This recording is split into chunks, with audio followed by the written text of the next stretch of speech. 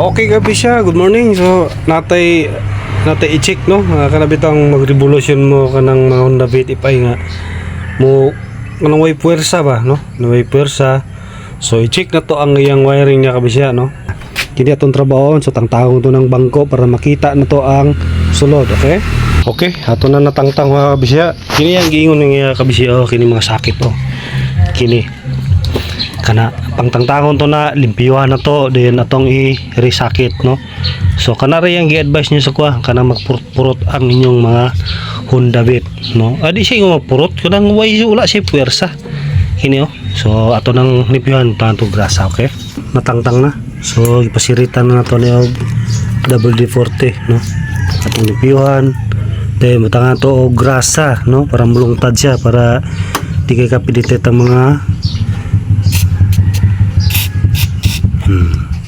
okay, ito siya nalimpyuhan.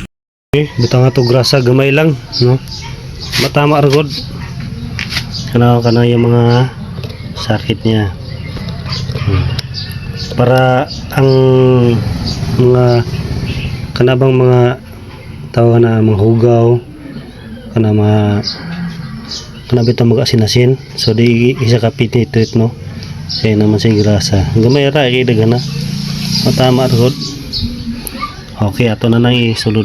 Okay, ato na nabalik na to no. Okay, so ato na ipambalik ang mga angay ipambalik. Ito yung testing ta. Okay. Testing ta. Okay, susi on. Okay, start. Okay. So, revolution ta kung okay na ba, dili na ba siya mo palyat kung pugnat sa puntir kasi lupad.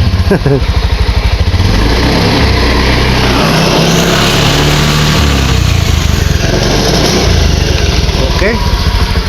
So, kinanapan ako isang i-drive test, mas maayo itong i-drive test na to no. So, i-drive test na ako.